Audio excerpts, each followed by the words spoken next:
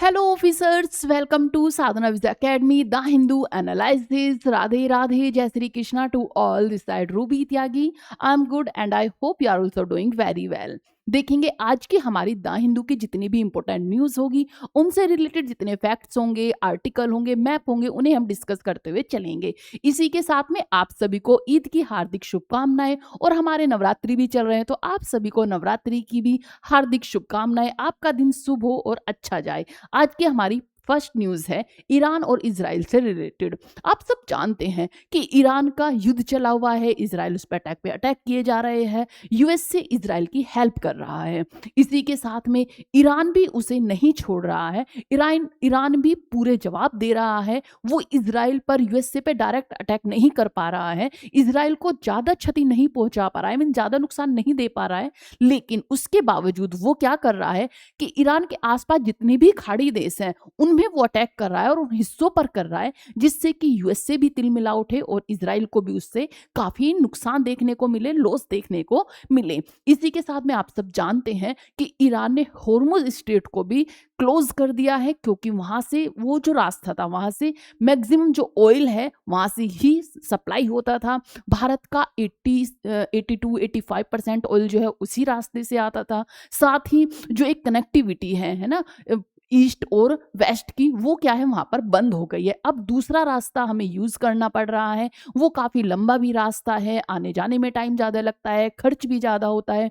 तो इसी से क्या है, यूएस से भी तिलमिला उठा है कि किस तरह से होर्मुज स्ट्रेट को ओपन कराया जाए। लेकिन कोई भी आसार दिखाई नहीं दे रहे हैं, ना तो युद्ध बंद होने के और ना ही जो होर्मुज स्ट्रेट है उसके ओपन होने के, क्योंकि ईरान ने सीधे सीधे बोल दिया है कि हम अभी युद्ध बंद करने की बिल्कुल भी हम नहीं सोच रहे हैं। अगर हम युद्ध के बारे में सोचते हैं बंद करने के लिए, तो उसने कुछ कंडीशंस दी हैं। उन कंडीशंस को हम आगे देखेंगे। पहले हम देखेंगे कि इजराइल ने अभी क्या किया है।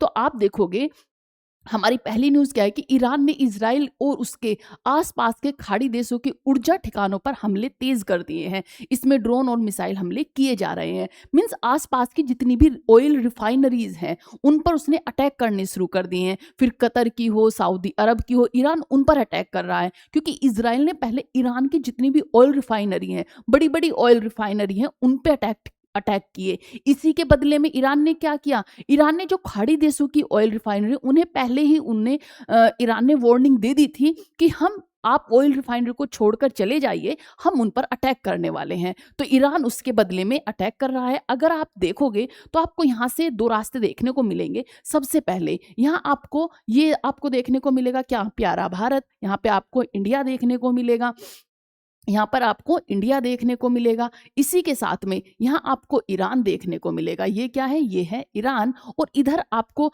कतर देखने को मिलेगा। यहाँ पर आपको सऊदी अरेबिया भी देखने को मिलेगा, यूएई आपको देखने को मिलेगा। ये जो है आपको ये जो हिस्सा देखने को मिलेगा, ये है ईरान का हिस्सा। ये जो है ये होर्मुज स्ट्रेट है। कौन सी, होर्मुज जो स्ट्रेट है वो यहाँ पर स्थित है, जिसे ईरान ने बंद कर दिया है। ईरान ने कहा है कि हम इसे बंद कर रहे हैं, यहाँ से अगर कोई भी शिप यहाँ से गुजरेंगे तो हम उसमें आग लगा देंगे या उस पर अटैक कर देंगे। इसी के साथ में अब ये रास्ता बंद कर दिया गया है। ये क्या है, पर्शियन ऑफ गल्फ। यहाँ से अगर आप देखेंगे तो पर्शियन ऑफ गल्फ आपको ये देखने को मिलेगा। इधर आपको देखने को मिलेगा गल्फ ऑफ ओमान। इसी के साथ में ये क्या देखने को मिलेगा, गल्फ ऑफ ओमान आपको देखने को मिलेगा। इसी के साथ में यहां आपको देखने को मिलेगा अरब, जो हमारा अरब सागर है, यहाँ पे आपको अरब सी देखने को मिलेगा।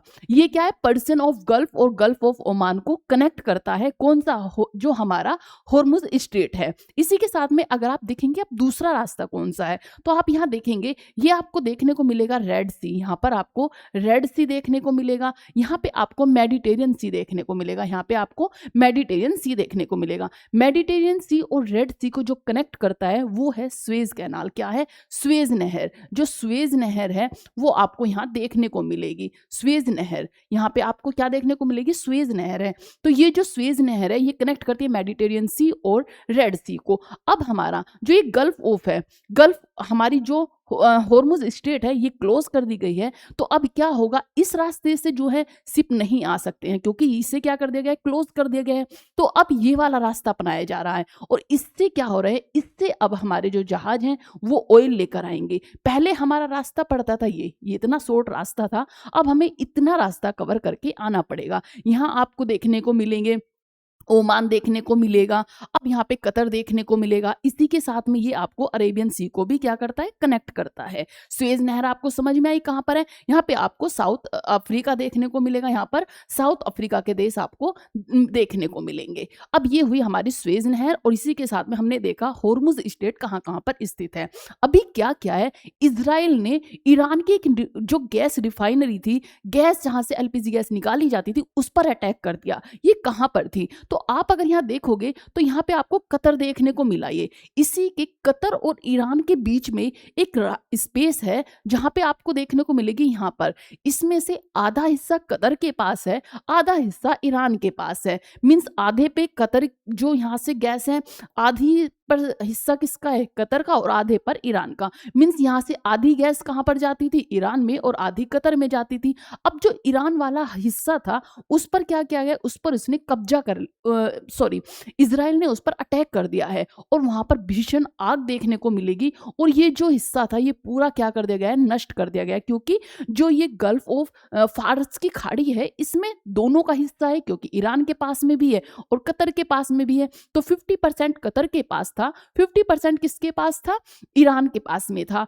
अब इज़राइल ने ईरान वाले हिस्से पर क्या करा, मिसाइल से अटैक कर दिया गया, मिसाइल डाल दी गई। अब मिसाइल से ये पूरा नष्ट हो गया। अब इसी के बदले में क्योंकि मैक्सिमम जो सपोर्ट सिस्टम था ईरान का वो गैस एलपीजी का था, यहाँ से काफ़ी गैस जो थी वो सप्लाई की जाती थी। इसी के साथ में ईरान ने क्या किया, ईरान की कतर से भी कुछ खास बन नहीं रही थी और इसी के चलते हुए जितनी भी रिफाइनरी जो यहाँ पर गैस रिफाइनरी होती थी, जहाँ से गैस निकालकर रिफाइनरी की जाती थी, यहाँ पर कतर के इस हिस्से पर ईरान ने हमला कर दिया और इसे क्या करा, इसे नष्ट कर दिया, ध्वस्त कर दिया। ईरान ने पहले ही वार्निंग दी थी कि खाड़ी देशों की ऑयल जितनी भी रिफाइनरी है उन्हें भी हम नहीं छोड़ेंगे। इज़राइल ने जब इस पे अटैक किया तो इसने भी क्या किया, कतर के यहाँ जहाँ पर रिफाइनरी की जाती थी वहाँ पर क्या किया, अटैक कर दिया, जिससे कि वो ध्वस्त कर दिया। यही इस पर न्यूज़ पर बनी हुई है कि इज़राइल जो है अटैक पे अटैक किए जा रहा है, उसका जो सपोर्ट सिस्टम है ईरान का उसे नष्ट कर रहा है, लेकिन ईरान जो है वो भी हार नहीं मान रहा है। वो भी क्या कर रहा है बदले में, जिससे यूएसए इफेक्ट हो, इज़राइल इफेक्ट हो, उन हिस्सों पर वो क्या कर रहा है, वो अटैक कर रहा है। तो ये आपको देखने को मिली। इससे आगे अब हम देखेंगे अपने जो हमारा मैप है उसके अकॉर्डिंग देखते हुए चलेंगे। सबसे पहले देखेंगे ईरान ने कहा है कि वह अपने दुश्मनों को सुरक्षित नहीं रहने देगा, वह लगातार मिसाइलों का भंडार बढ़ा रहा है। इसी के साथ में कुवैत की एक बड़ी तेल रिफाइनरी, कुवैत की एक बड़ी तेल रिफाइनरी ड्रोन से हमला हुआ, बहरीन में एक वेयर हाउस में आग लगा दी। इसी के साथ में सऊदी अरब में भी उसने एयर स्ट्राइक की। सऊदी अरब की राजधानी रियाद में ईरान की मिसाइल हमले में एक भारतीय नागरिक की मौत भी हो गई है जब उस पर अटैक किया गया। यह संघर्ष केवल 2 देशों तक सीमित नहीं है बल्कि मिडिल ईस्ट, पश्चिम एशिया में फैल रहा है। इससे तेल रिफाइनरी और वैश्विक अर्थव्यवस्था पर असर पड़ सकता है। जान माल के नुकसान हो रहा है, कई जगहों पर लोग भी मारे जा रहे हैं और लाखों लोग इससे प्रभावित हो रहे हैं। इसी के साथ में अब यहाँ पर देखेंगे मैप के थ्रू। मैंने आपको बताया यहाँ पे आपको देखने को मिलेगा ये जो हिस्सा है, ये है कहाँ पर, आपको फारस की खाड़ी में देखने को मिलेगा। ये है कतर का हिस्सा और ये है ईरान का हिस्सा। अब इस पे जो ईरान का हिस्सा था, ये रिफाइनरी थी, इसे कहते हैं नॉर्थ गैस फील्ड। कौन सा? नॉर्थ गैस फील्ड कहते हैं, जो ईरान के हक में आती थी या फिर ईरान का हिस्सा था जहां से वो गैस निकालता था। अब इस पे क्या किया, इस पर ईरान ने, जो इज़राइल है, इज़राइल ने यहाँ पर अटैक कर दिया और इसे नष्ट कर दिया, डिस्ट्रॉय कर दिया है। इसी के साथ में ईरान ने क्या किया, इसका बदला लेने के लिए ईरान ने जो कतर का हिस्सा था, यहाँ से जो गैस थी, इस पे उसने अटैक नहीं किया। गैस जो यहाँ की गैस जाकर रिफाइन होती थी वहां पर उसने अटैक किया। यहाँ पर इसकी एक अटैक वाली वो यहाँ पर बहुत ही बड़ा इसका भंडार था, गोदाउन मानो, है ना, एक रिफाइनरी थी जिसमें ईरान ने अटैक किया और उसे डिस्ट्रॉय कर दिया, कंप्लीटली डिस्ट्रॉय कर दिया है। अब इससे क्या हुआ है, कतर भन्नी आ गया है। कतर बोल रहा है कि भाई यूएसए को शिकायत कर रहा है, इजराइल से बोल रहा है कि तुम ईरान को परेशान कर रहे हो, ईरान हमें परेशान कर रहा है, तो इस युद्ध को रोका जाए। तो इस तरह से क्या करें, अब गल्फ खाड़ी जो देश है वो यूएसए और इजराइल पर दबाव बना रहे हैं, क्योंकि ईरान जानता है कि डायरेक्ट अगर हम यूएसए से या इजराइल से, होता है ना कि अगर आप डायरेक्ट बोलो कि ये युद्ध समाप्त कर दिया जाए, है ना, कुछ चीजें हम मान लेते हैं, कुछ आप मान लीजिए, तो जो सामने वाला होता है वो हावी हो जाता है, उसे लगता है कि इसने तो, ये तो मेरे आगे दब गया है ना।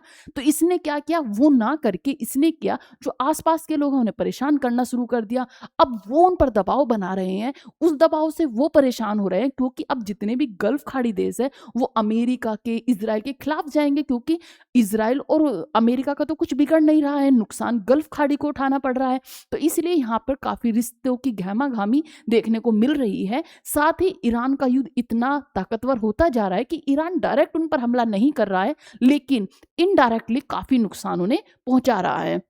जितनी भी यूएसए की एम्बेसी थी उन्हें क्या कर दिया गया है, उन्हें खत्म कर दिया गया है, वहां पर स्ट्राइक की गई है। तो ये सब चीजें कर रही है। अगर आप देखेंगे तो विश्व का यहाँ से जो कतर की जो रिफाइनरी थी, यहाँ से 20% जो ऑयल था वो रिफाइन हो, 20% गैस, सॉरी, जो गैस थी वो रिफाइन होकर जाती थी, सप्लाई होती थी, जिससे ईरान ने क्या कर दिया है, नष्ट कर दिया है। तो ये क्या थी, 20% of oil and liquefied natural gas थी, जिसे ध्वस्त किया गया है। कहाँ से, जो ये हॉर्मुज स्ट्रेट से पहले गल्फ ऑफ पर्शियन में पड़ता था, जो ईरान का हिस्सा था और एक कतर का हिस्सा था। ये आपको ईरान देखने को मिलेगा, इधर आपको ये कतर देखने को मिलेगा, अरेबियन सी, और इसी के साथ में आपको यहाँ देखने को मिलेगा अरेबियन सी, यहाँ पर आपको फारस की खाड़ी, गल्फ ऑफ पर्शियन देखने को मिलेगा, ओमान की खाड़ी देखने को मिलेगी।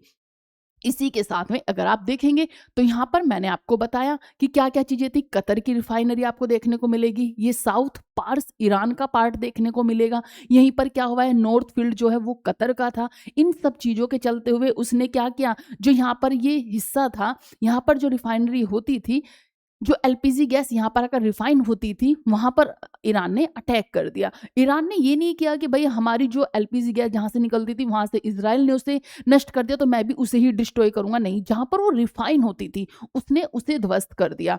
उसने काफी आगे की सोचते हुए चीजें की हैं। अच्छा, क्लास को अगर आपने लाइक ना करा हो तो लाइक करें, शेयर ना किया हो तो शेयर भी करें, और प्लीज सब्सक्राइब भी करें, जिससे कि मेरी जो भी क्लासेस होंगी उनके आपको नोटिफिकेशन मिल जाए। और साथ ही साथ अगर आप क्लास को लाइक करते हैं तो हमें एक मोटिवेशन मिलता है, एक हमारी एनर्जी बूस्ट होती है कि किस तरह से हमारी क्लास आपको अच्छी लग रही है कि नहीं लग रही है। इसी के साथ में सेकंड हमारी न्यूज है सीजीआई से। सीजीआई ने क्या किया है कि सीजीआई ने शिफ्ट किए पिटीशन। अब पिटीशन क्या थी, तो क्या हुआ था, जो ये है इलेक्शन कमीशन से रिलेटेड हमारी न्यूज है। पहले यहाँ पे देखेंगे कि भारत के मुख्य न्यायाधीश जो सीजीआई है हमारे सूर्यकांत ने, जो चुनाव आयुक्तों की नियुक्ति से जुड़े कानून पर चल रही सुनवाई दूसरी बेंच को सौंप दी है। उन्होंने कहा है कि इस केस में उनकी खुद की भूमिका पहले जुड़ी रही, जिससे कॉन्फ्लिक्ट ऑफ इंटरेस्ट, जो हितों का टकराव हो सकता है।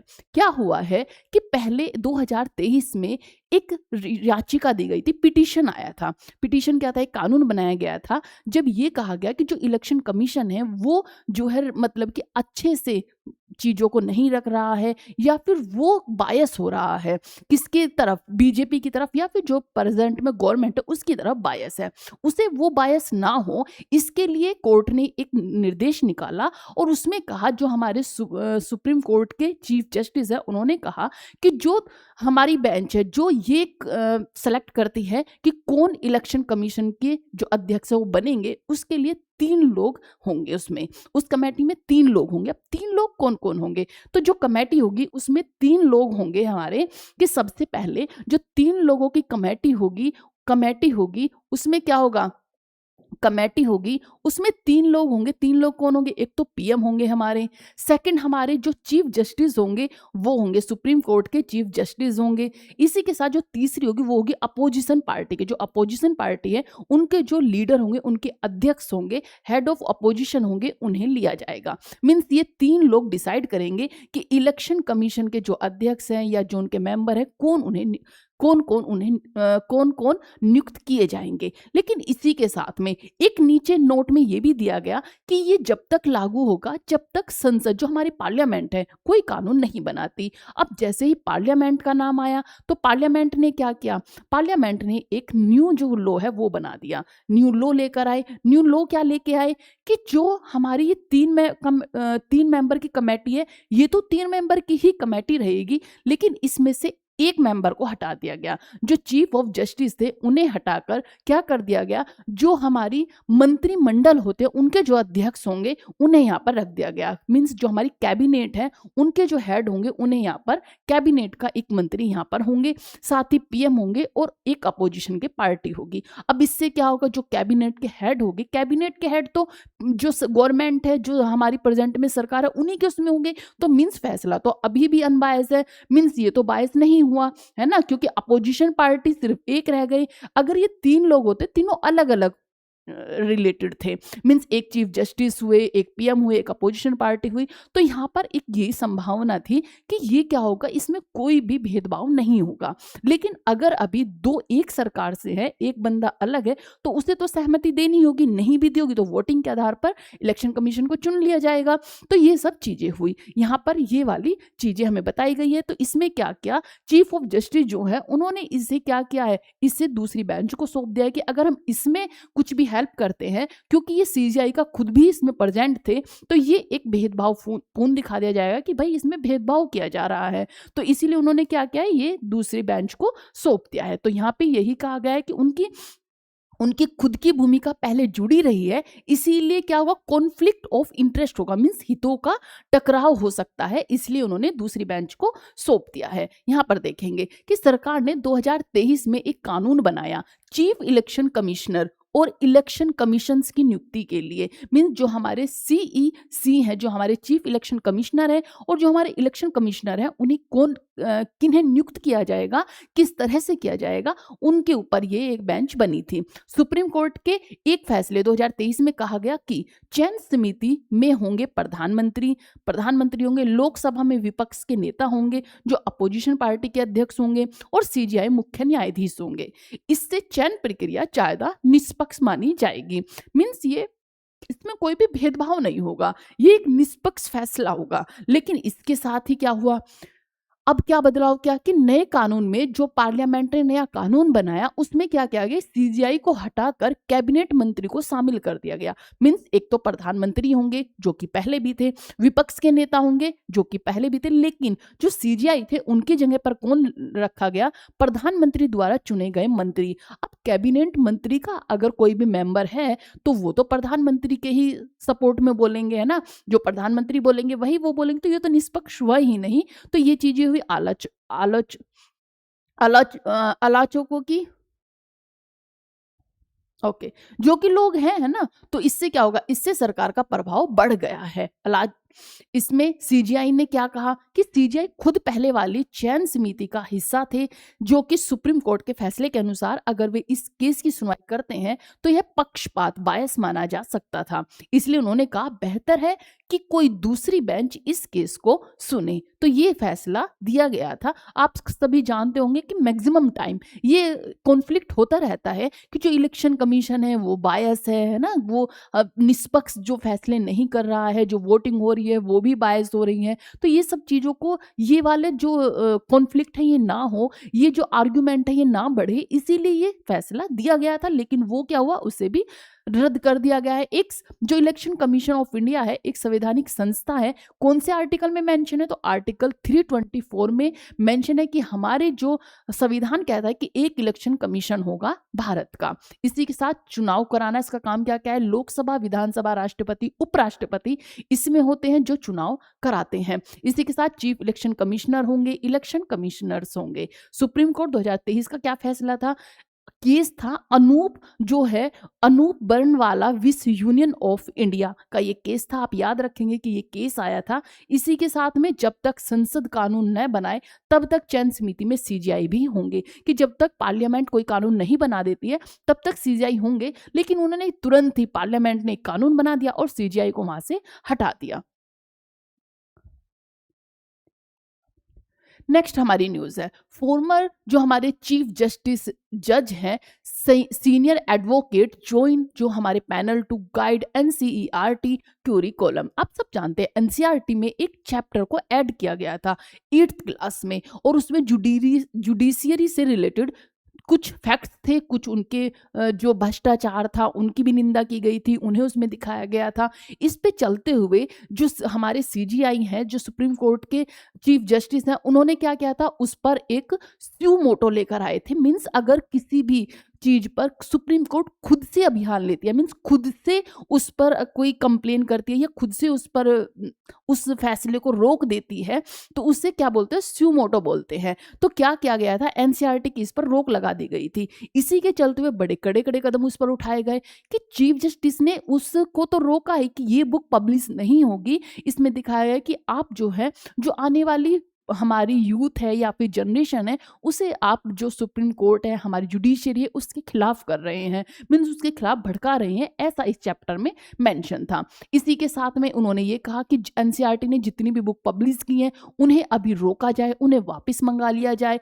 इसी के साथ साथ सबसे बड़ी बात ये कही गई कि जिसने उसे लिखा है, वो जो प्रोफेसर थे, वो जो हमारे टीचर थे, उन लोगों को भी क्या कर दिया गया, उन्हें भी चिन्हित किया गया। मीन्स उन्हें देखा गया कि वो कौन कौन से थे और उन्हें कहीं पर भी जॉब ना मिले, इस तरह से उन्हें क्या कर दिया गया है, इसके लिए सजा सुनाई गई है। मीन्स क्या हुआ है कि जैसे कि जिस टीचर ने, प्रोफेसर ने उस चैप्टर को ऐड किया था, जब बुक बनाई जाती है तो काफी लोग उस कमेटी के मेंबर होते हैं, वो उसे बनाते हैं, तो उन मेंबर पर भी पनिशमेंट दिया गया है उन्हें कि उन्हें भी उस जॉब पे से हटा दिया जाए। साथ ही अगर वो किसी और स्कूल में या और कॉलेज में अगर जा रहे हैं तो उन्हें काफ़ी दिक्कतें देखने को मिल रही है, जबकि ये होना नहीं चाहिए। बुक्स आपने वापस मंगा लिया वो अलग बात है, आपको सही नहीं लगा वो अलग बात है, लेकिन उन प्रोफेसर को, टीचर को इस तरह से पनिश करना या फिर उन्हें सजा देना, ये काफ़ी अलग चीज़ हो गई। इस तरह तो एक तानाशाही हो गई सुप्रीम कोर्ट की कि सुप्रीम कोर्ट को अच्छा नहीं लगा तो उन्होंने क्या किया, सबको चिन्हित किया और उन्हें दंड देना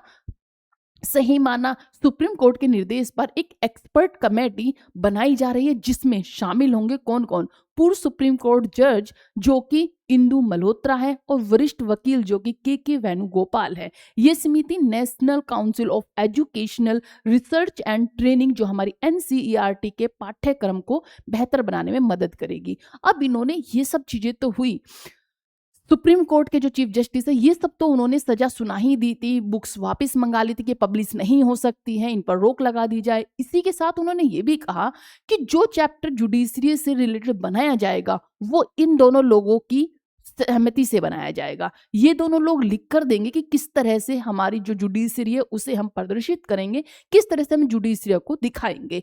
इसीलिए कौन कौन है इसमें, पूर्व सुप्रीम कोर्ट की जज हैं और एक वरिष्ठ वकील है के वेणुगोपाल। अब ये तो काफी आर्गुमेंट वाली चीजें हो गई या फिर एक तानाशाही वाली चीजें हो गई। अगर हम दूसरे प्रोस्पेक्टिव से देखें तो क्या ये हो गया कि अगर किसी के बारे में भी लिखना है, अगर हमें कोई भी पत्रकार हो या फिर कोई राइटर हो, अगर किसी के बारे में लिख रहा है, हमारी राष्ट्रपति के बारे में लिखे, उपराष्ट्रपति के बारे में लिखे, प्रधानमंत्री के बारे में लिखे, तो वो ही बताएंगे कि आप मेरे बारे में क्या क्या लिखोगे। अगर कुछ गलत चीज है उसे आप मेंशन नहीं करेंगे, सिर्फ सही सही चीजों को ही दिखाओगे। तो ये काफी चीजें बहुत ही अलग हो गई हैं कि जज ही बताएंगे कि आप जुडिशरी के बारे में क्या लिखोगे। ये तो एक तानाशाही हो गई, लेकिन क्योंकि इससे अलग भी बहुत सारी चीजें होती है, उस पर तो जज कोई कमेंट नहीं करते हैं, ना ही उस पर। तो काफी इस पर अपनी अपनी राय आप जरूर दें कमेंट बॉक्स में कि क्या ये सही है कि जुडिशरी से रिलेटेड अगर हमारा क्लास 8 में कोई चैप्टर आता है तो उसके बारे में जो सजेशन देंगे वो दो वकील ही देंगे। मीन्स दोनों, एक जज है और एक वकील है, वही बताएंगे कि क्या क्या आपको उसमें लिखना होगा, क्या क्या मेंशन करना होगा। ये सब चीजें थी, इसलिए मैंने आपको इसमें बताया। इसी के साथ कक्षा 8 की एनसीईआरटी की किताब में एक चैप्टर था जिसमें the role of the judiciary, उसमें जुडिशरी में भ्रष्टाचार से जुड़ा हिस्सा था।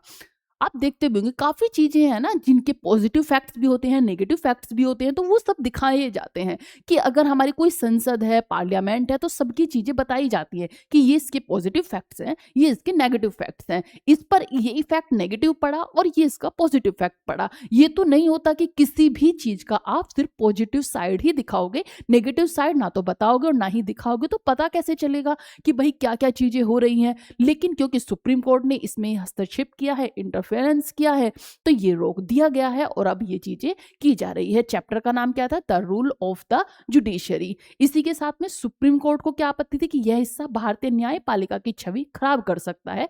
कोर्ट ने इसे प्राइमा फेशिया गलत और भ्रामक माना है। इसी के साथ में सरकार ने कहा है कि एक एक्सपर्ट कमेटी बनाओ जो इस कंटेंट को रिव्यू करे। आदेश दिया है कि जब तक विशेषज्ञ मंजूरी ना दे दे तब तक किताब को पब्लिश नहीं किया जाएगा। मीन जो मैंने आपको दो बताया, एक जज होंगे, एक के जो वेणुगोपाल वरिष्ठ वकील हैं वो होंगे, वो जब तक उस पर सहमति ना दे दें और उस पर ना बोल दें कि हाँ अब आप इसे पब्लिश कर सकते हैं, तब तक आप उस किताब को पब्लिश नहीं कर सकते हैं। ये रही है। इस चैप्टर में अस्थायी रोक लगा दी गई थी। 82,000 कॉपियां थी इसकी, जिसे क्या करा गया है? हटाया गया है। वापिस मार्केट से भी वापिस मंगा ली गई है और इसे रद्द कर दिया गया है।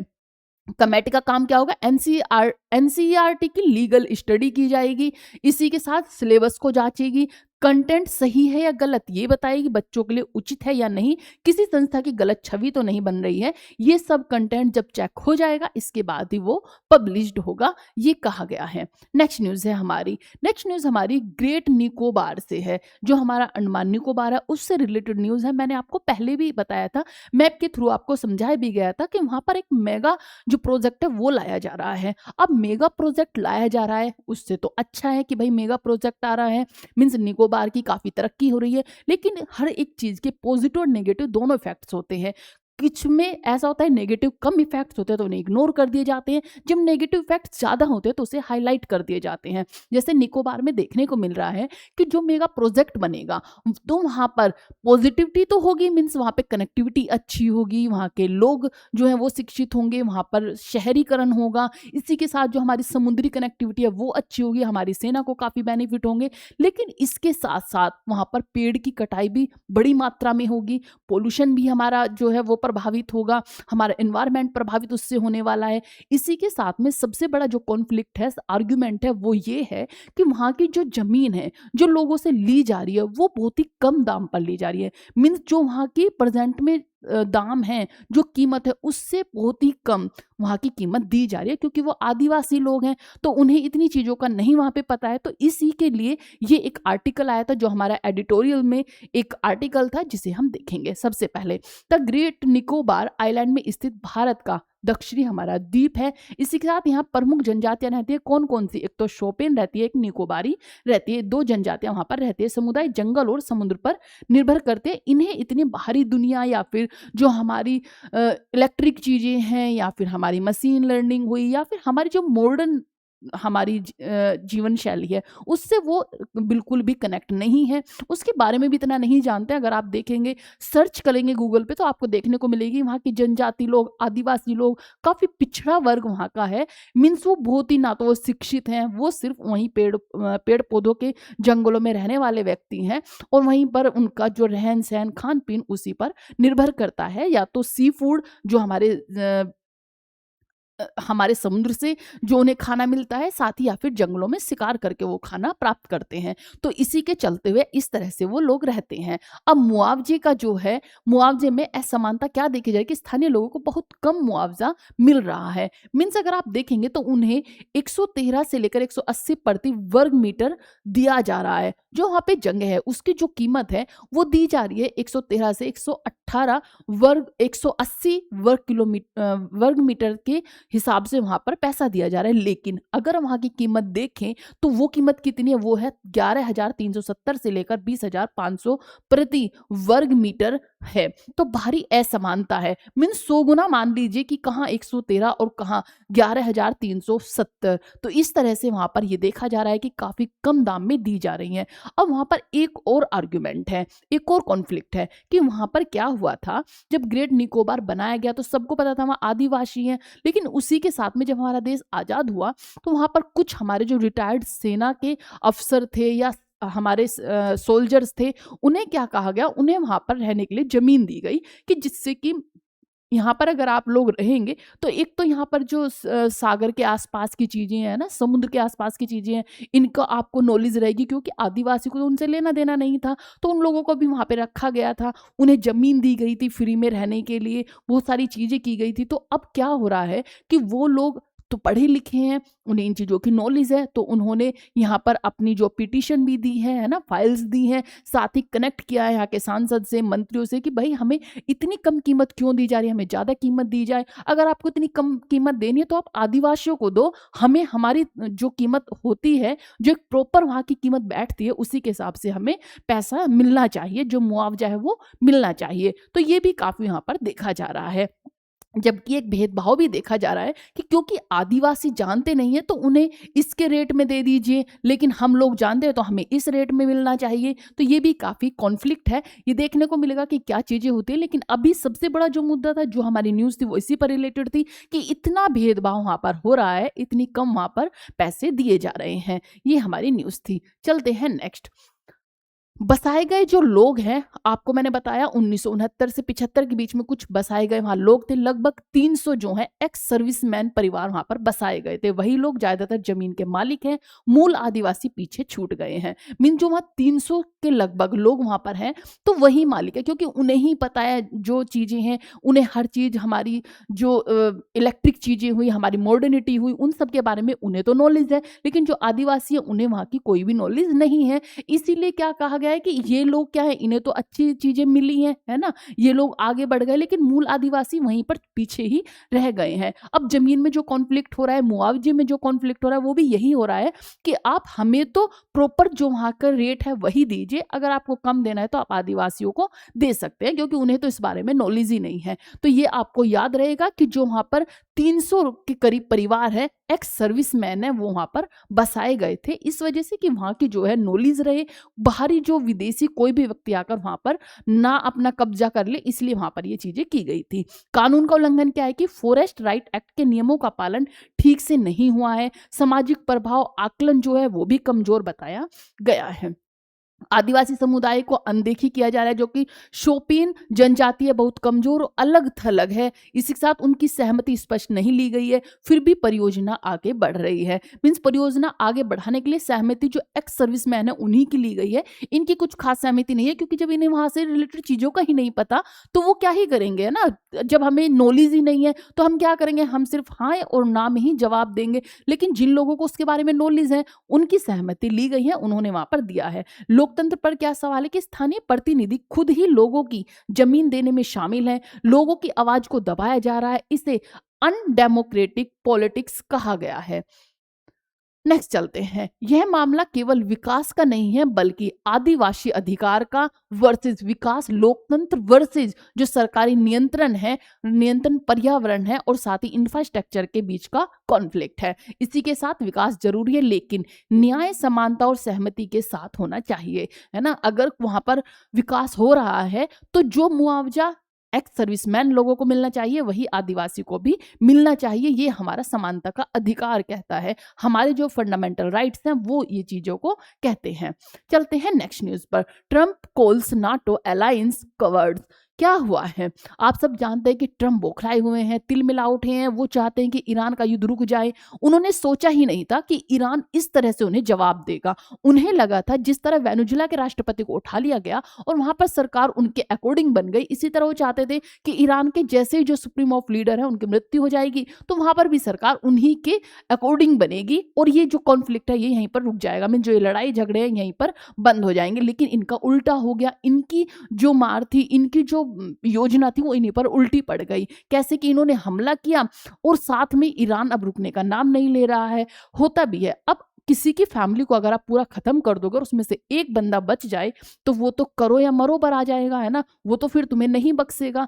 अब इनके साथ में खेला हो गया। खेला क्या हो गया कि भाई अब ईरान जो है वो रुकने का नाम नहीं ले रहा है और ट्रंप चाहते हैं कि युद्ध किसी तरह से रुक जाए। उन्होंने नाटो देश और देशों से अपील की है कि भाई तुम मदद करो, जो वहां पे हमें सहायता चाहिए उसे भेजो, साथ ही अपनी मिलिट्री को भी भेजो हमारी हेल्प करने के लिए। लेकिन नाटो ने इस चीज के लिए इनकार कर दिया है, वो हेल्प देने के विचार से में नहीं है, उन्होंने उस पर कोई भी योजना नहीं बनाई है। वो सिर्फ बातचीत के लिए आगे बढ़ रहे हैं कि बातचीत से अगर चीजें सुलझती तो ठीक है, बाकी हम युद्ध में शामिल होना नहीं चाहते हैं। इसी के साथ आपने देखा भी होगा, जापान की प्रधानमंत्री आई थी यूएसए में, तो ट्रंप ने उन्होंने काफी चीजें बताई कि भाई हमने तुम्हारे लिए ये किया वो किया, हमने इस तरह से हिरोशिमा नागासाकी नागासाकी पर वो बम डाल दिया था।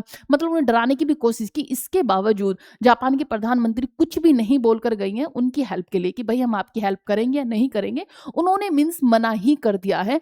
तो इस तरह ट्रम्प जो हैं वो परेशान हो गए हैं, उन्हें कहीं से हेल्प तो मिल ही नहीं रही है। इसी के साथ वो थ्रेट भी दे रहे हैं जो उनके नाटो सदस्य देश है या फिर और है, उन्होंने कहा है कि नाटो जो है उसे अमेरिका चलाता है, अगर ऐसा रहा तो हम नाटो को मतलब जो सपोर्ट है या फिर जो हेल्प है, जो वहाँ पर पैसा दिया जाता है वो नहीं देंगे, या फिर हम उसमें रहने का फिर क्या ही फ़ायदा। इस तरह से उनकी जो कूटनीति है अपने वो विचार रख रहे हैं, लेकिन उनका कोई भी असर नहीं हो रहा है नाटो पर। तो अब इन्होंने नाटो को क्या कहा है कि नाटो एक कायर जो है वो एक यूनियन है, एक जो नाटो हमारा समूह था, जो सदस्य देश है वहाँ के, वो सब क्या है, वो सब कायर हैं। ये ट्रम्प ने बोला है। ट्रम्प की ये बौखलाहट जो है बाहर आ रही है। अगर आपको क्लास अच्छी लग रही हो तो प्लीज़ लाइक भी करें, शेयर भी करें और सब्सक्राइब भी जरूर करें। इतना प्यारा सा थंबनेल देखकर तो आपका जरूर मन करेगा कि क्लास को लाइक, शेयर और सब्सक्राइब जरूर करें। तो प्लीज़ करें, क्योंकि मैं क्लास पढ़ाते पढ़ाते मैं भूल जाती थी कि आपको मैं ये भी याद दिलाऊं कि आपको क्लास लाइक भी करनी है, शेयर भी करना है और सब्सक्राइब भी करना है। इसलिए मैंने बीच बीच में रखा, जिससे कि जैसे ही थंबनेल आएगा तो मुझे याद रहेगा कि मैं आपको बता पाऊं कि प्लीज़ क्लास को लाइक और शेयर सब्सक्राइब भी जरूर करें। नेक्स्ट चलते हैं। ये ट्रम्प वाली चीजें हुई कि ट्रम्प ने नाटो देश को क्या बोला है, कायर बोला है। नेक्स्ट हमारा एक आया, इंडिया को sponsor resolution pass by UNSC against Iran. Iran के अगेंस्ट एक जो हमारा को स्पॉन्सर है, मीन्स पास किया गया है। अब क्या है ये रेजोल्यूशन? तो रेजोल्यूशन क्या है, मैंने आपको बताया कि ईरान जो खाड़ी देश है उन पर भी हमला कर रहा है। अब खाड़ी देश जो है वो प्रेशर बना रहे हैं यूएसए पर। यूएसए इजराइल को मना कर रहा है कि भाई तुम ऐसी चीजें मत करो, ऑयल जो रिफाइनरी है उन पर अटैक मत करो, लेकिन इजराइल भी नहीं मान रहा। इजराइल अटैक किए जा रहा है क्योंकि इजराइल का तो कुछ बिगड़ नहीं रहा है। प्रॉब्लम ये है कि प्रेशर जो सहन कर रहा है वो कौन कर रहा है, यूएसए कर रहा है। तो उसी के उसमें एक रेजोल्यूशन लाया गया। रेजोल्यूशन क्या है कि भारत ने यूनाइटेड नेशन सिक्योरिटी काउंसिल जो यूएनएससी में एक प्रस्ताव रेजोल्यूशन को सह प्रायोजित किया, को स्पॉन्सर किया, जो ईरान के खिलाफ पास किया गया है। आपने देखा होगा भारत किसी के भी पक्ष में नहीं है, ना तो वो इजराइल को बोल रहा है कि आपने अच्छा कर दिया, ना ईरान को बोल रहा है कि तुम्हारे साथ गलत हो गया है, या फिर ईरान ने सही किया इजराइल ने गलत किया। वो कुछ भी इसमें अपनी जो विचार है या अपनी बातें नहीं रखना चाहता है, क्योंकि आपने देखा होगा भारत मैक्सिमम टाइम युद्धों से दूर ही रहता है। भारत नहीं चाहता कहीं भी युद्ध हो, इस तरह वो न्यूट्रल रहना ही सही मानता है। लेकिन अभी जिस तरह से खाड़ी देशों पर आक्रमण हो रहे हैं, तो उसमें जो भारत है उसने अपनी सहमति जताई है कि हाँ भाई, ईरान जो ऑयल रिफाइनरी है, जो अरब खाड़ी के देश हैं, उन पर जो आक्रमण कर रहा है वो सही नहीं है। तो यहाँ पर क्या है, उसमें सहमति दी गई है। अब यहाँ पर देखेंगे कि भारत ने यूनाइटेड नेशन सिक्योरिटी काउंसिल जो हमारा यूएनएससी में एक प्रस्ताव रेजोल्यूशन को सह प्रायोजित में को स्पॉन्सर किया है, जो ईरान के खिलाफ किया गया है। इस प्रस्ताव में कहा क्या गया है कि ईरान को जो जीसीसी है, गल्फ खाड़ी जितने भी देश हैं पर किए जा रहे सभी हमलों को तुरंत रोकना चाहिए। इसी के साथ में जो हमारी जीसीसीआई क्या है, गल्फ कॉपरेशन काउंसिल, इसमें 6 देश आते हैं। कौन कौन से? तो मैंने आपको बताया था, बहरीन आपको देखने को मिलेगा, कुवैत देखने को मिलेगा, ओमान, कतर, सऊदी अरब और यूनाइटेड अरब अमीरात। ये 6 देश हैं जो कि गल्फ खाड़ी देशों में आते हैं। तो इन 6 देशों की बात हुई है। इसी के साथ यूएनएससी के 13 देशों ने इसके पक्ष में वोट दिया। रशिया और चाइना ने वोट नहीं दिया, मीन्स एब्सटेन किया। जब कोई देश अपनी वोट नहीं देता तो उसे एब्सटेन बोला जाता है। जिस तरह से आपने देखा होगा काफी उसमें भारत भी एब्सटेन कर जाता है। जैसे रशिया की जब बात हुई थी, यूक्रेन पर जब युद्ध हो रशिया और यूक्रेन का जब युद्ध चल रहा था, तो रशिया पर जो पेनल्टीज लगाई जा रही थी, जो उन पर टैरिफ लगाए जा रहे, तो उसमें जो राय थी भारत की, वो वहां से एब्सटेन कर गया था। चाइना और भारत दोनों, रशिया के खिलाफ कुछ भी हमने वहां पर वोट नहीं किया था। इसी तरह से अब ईरान पे जब चीजें हुई हैं तो रशिया और चाइना ने वहां से एब्सटेन कर लिया, क्योंकि वो यूएसए के खिलाफ है, रशिया भी खिलाफ है और चाइना भी खिलाफ है, इसलिए उन्होंने क्या किया, एब्सटेन कर लिया। भारत ने समर्थन क्यों किया? क्योंकि भारत के विदेश मंत्रालय के प्रवक्ता जो कि रणधीर जायसवाल ने कहा, भारत के लिए प्रस्ताव इसलिए महत्वपूर्ण है क्योंकि जो जीसीसी है, जो हमारे गल्फ खाड़ी देश हैं, 6 देश हैं, लगभग 1 करोड़ भारतीय रहते हैं वहां पर, हमारे भारतीय भी रहते हैं। मैंने आपको बताया था अभी कि एक हमारा भारतीय नागरिक है जिसकी मृत्यु भी हो गई, किसमें, जब वहां पर अटैक किया गया उनकी सुरक्षा भारत के लिए बहुत ज़रूरी है। भारत की ऊर्जा सुरक्षा जो एनर्जी सिक्योरिटी भी इन देशों पर निर्भर है। इसी के साथ भारत का लगभग 50% कच्चा तेल और 90% जो हमारी एलपीजी है इसी क्षेत्र से आती है। जो गल्फ खाड़ी देश है यहीं से हमारी 90% एलपीजी और जो हमारा ऑयल है वो जो हमारा कच्चा तेल है वो 50% वहीं से आता है, वहीं से हम परचेज़ करते हैं। इसी के साथ कुछ लोगों ने इस पर विवाद भी किया, तो विवाद क्या था कि कुछ लोगों ने भारत की आलोचना की, क्योंकि आलोचना क्यों की? क्योंकि भारत ने ईरान के हमलों की आलोचना की, लेकिन अमेरिका और इज़राइल द्वारा ईरान पर किए गए हमलों की उतनी कड़ी आलोचना नहीं की। इसीलिए कहा गया कि भारत का रुख संतुलित नहीं है। अब विवाद ये है कि जो विपक्ष है वो क्या कह रहा है कि यहाँ पर तो आलोचना कर दी भारत ने ईरान की, लेकिन जब अमेरिका, इज़राइल ने ईरान पर युद्ध किया था, जहाँ पर खamenei को मारा गया था, तब भारत ने कोई भी अपना राय नहीं रखी, वहाँ पर कोई भी अपनी बात नहीं रखी। तो ये रही भारत की आधिकारिक स्थिति। भारत ने कहा हमारी प्राथमिकता सभी नागरिकों की सुरक्षा है, हम कूटनीति से समस्या का समाधान चाहते हैं, क्षेत्र में तनाव कम होना चाहिए। इसी के साथ चलते हैं नेक्स्ट। अभी आप देखोगे कि बंगाल में, पश्चिम बंगाल के जो गवर्नर है उन्हें नियुक्त किया गया। वेस्ट बंगाल के कौन जो गवर्नर बने हैं, तो वो बने हैं एन रवि। कौन बने हैं? आर एन रवि ने वहां पर शपथ ली है, वहां के गवर्नर बने हैं। तो आप याद रखेंगे, काफी इंपोर्टेंट न्यूज है, क्योंकि गवर्नर एग्जाम में पूछ लिए जाते हैं। तो कौन बने? आर एन रवि गवर्नर बने हैं। रविंद्र नारायण रवि ने वेस्ट बंगाल के नए राज्यपाल के रूप में शपथ ली है। शपथ ग्रहण समारोह लोक भवन कोलकाता में आयोजित हुआ। वे पश्चिम बंगाल के 22वें नंबर के राज्यपाल बने हैं। तो आप याद रखेंगे, पश्चिम बंगाल के 22वें राज्यपाल कौन बने हैं? आर एन रवि बने हैं। रविंद्र नारायणा रवि जो है वहां के नेक्स्ट राज्यपाल बने हैं, 22वें राज्यपाल। नेक्स्ट चलते हैं। अभी हमारी न्यूज है, China passes new law on ethic unity and progress. China ने एक नया लॉ बनाया है। अब नया लॉ क्या बनाया? चाइना चाहता है कि विश्व में उसके लोगों को जाना जाए, वहां जो जाति है उसे जाना जाए।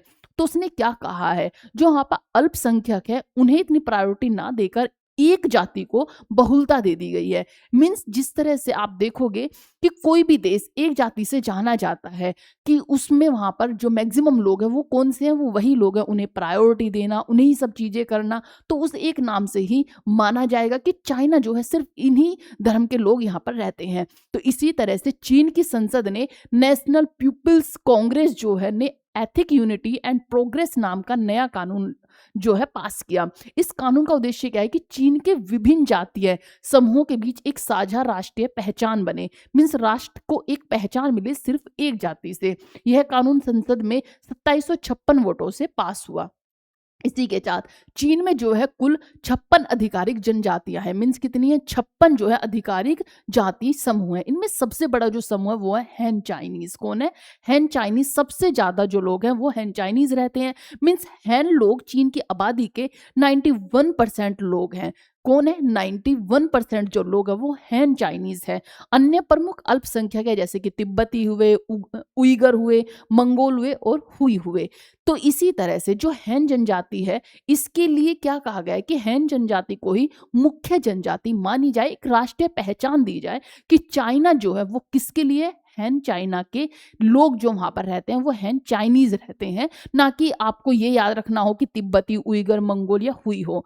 पूरे विश्व में एक अपनी वो बनाना, जिस तरह की सऊदी अरब मुस्लिम देशों से माना जाता है ना, पाकिस्तान में मुसलमानों की बहुलता है तो मुसलमान एक चीजों कहा जाता है, जैसे हिंदुस्तान में हिंदुत्व को देखा जाता है। इसी तरह से ये इनका कहना है कि एक पास हुआ है कि हैन चाइनीज ही यहाँ पर क्या होंगे, ज्यादा मैक्सिमम लोग हैं, तो जो राष्ट्रीय पहचान है वो हैन चाइनीज की होगी। इस तरह से चाइना ने एक अपनी वहां पर सरकार या फिर अपना एक नया लॉ बनाया है। इसी के साथ में नेक्स्ट आप देखेंगे कि आप सब जानते हैं होर्मुज स्टेट को बंद कर दिया गया। जो नए सुप्रीम लीडर हैं उन्होंने क्या कहा है कि ईरान के नए सर्वोच्च नेता जो कि मुस्तफा खamenei ने अपने पहले सार्वजनिक बयान में कहा कि ईरान स्टेट ऑफ होर्मुज को बंद रखने की कोशिश करेगा। साथ ही उन्होंने पड़ोसी अरब देशों में कहा कि वे अमेरिकी सैन्य अड्डे को अपने देशों से हटाएं। उन्होंने पहले ही वार्निंग दी है कि खाड़ी देशों को कहा जितने भी अमेरिका के सैन्य अड्डे आप उन्हें या तो हटा दीजिए, अदरवाइज हम उन पे अटैक करेंगे, हम उन्हें डिस्ट्रॉय कर देंगे। इसी से तो क्या होगा, इसी से यूएस से बौखलाएगा। तो उसी के चलते हुए इन्होंने ये कहा। ईरान और क्या कह रहा है कि नई सुप्रीम लीडर ने कहा युद्ध के दौरान हुए नुकसान के लिए मुआवजा लिया जाएगा। क्षेत्र के देशों को स्पष्ट करना चाहिए कि वे अमेरिका के साथ है या फिर ईरान के। जो सुप्रीम ऑफ लीडर उन्होंने कहा अगर यूएसए या इजराइल चाहता है कि ईरान युद्ध रोके तो उसके लिए जो ईरान के यहाँ पर नुकसान हुआ है उसका मुआवजा आप लोगों को भरना होगा। इसी के साथ उनकी कुछ कंडीशंस है जिन्हें फुलफिल करना होगा, तभी ये युद्ध रुकेगा, अदरवाइज ये युद्ध नहीं रुकेगा। हॉर्मुज स्ट्रेट को ओपन नहीं किया जाएगा, ये इन्होंने वार्निंग दे दी है। और साथ ही जो इतने भी आसपास के यूएस के सैन्य ठिकाने हैं उन्हें भी वो ध्वस्त कर रहा है, डिस्ट्रॉय कर रहा है कि या तो आप बंद कर दीजिए, अदरवाइज हम उन्हें डिस्ट्रॉय कर देंगे। इसी से तो यूएस से इतना परेशान हो गया है क्योंकि उसके जितने भी सैन्य ठिकाने थे उन पर क्या कर रहा है, ईरान स्ट्राइक कर रहा है, वहां पर मिसाइल से अटैक कर रहा है। इसी के साथ Supreme Court to study what constitution personal data in DPD law. अब ये डीपीडीपी लॉ क्या है?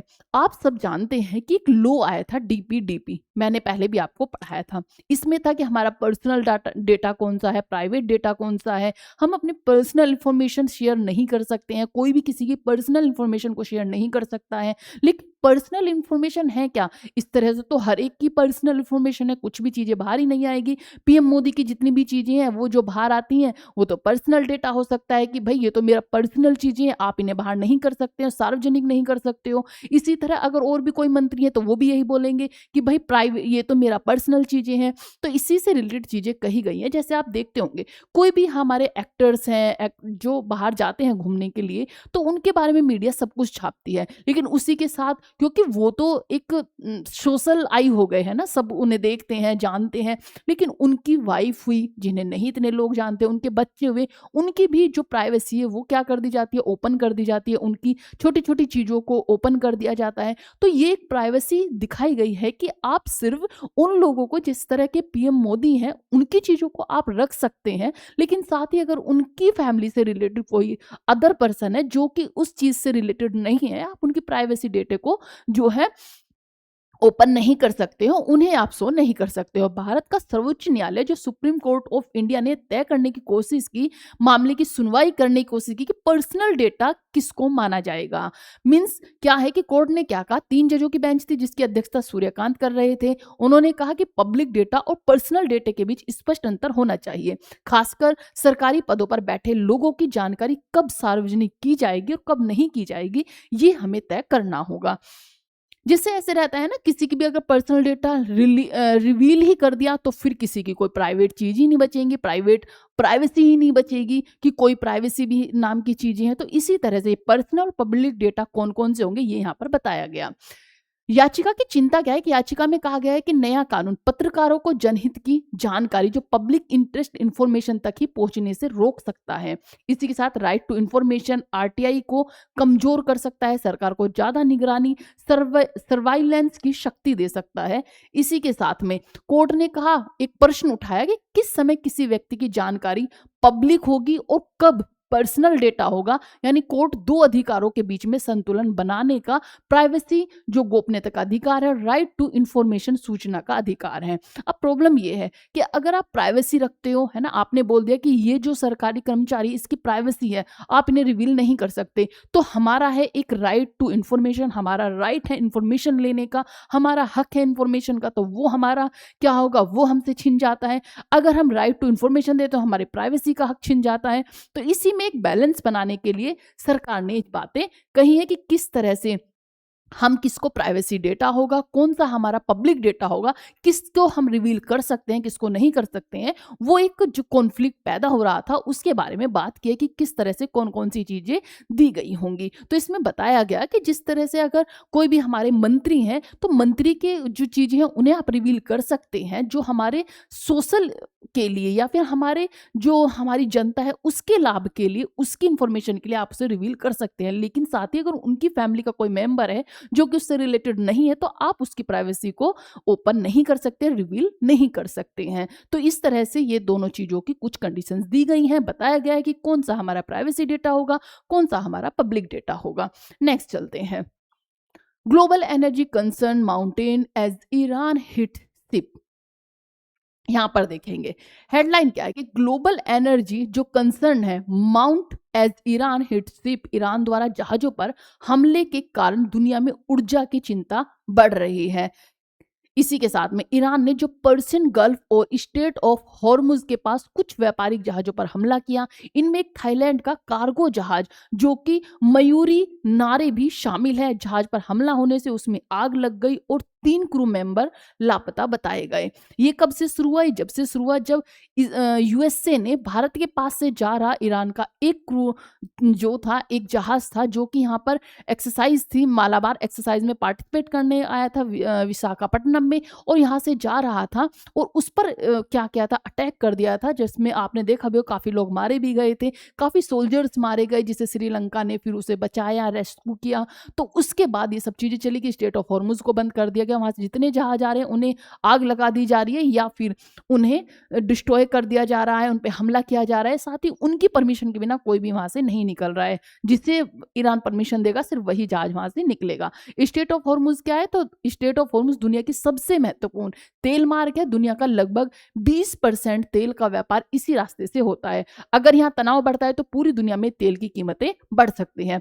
दुबई में भी हमला हुआ, 2 ईरानी ड्रोन दुबई इंटरनेशनल एयरपोर्ट के पास गिरे, इसमें 4 लोग घायल हुए, फिर भी दुबई एयरपोर्ट पर उड़ानें जारी हैं।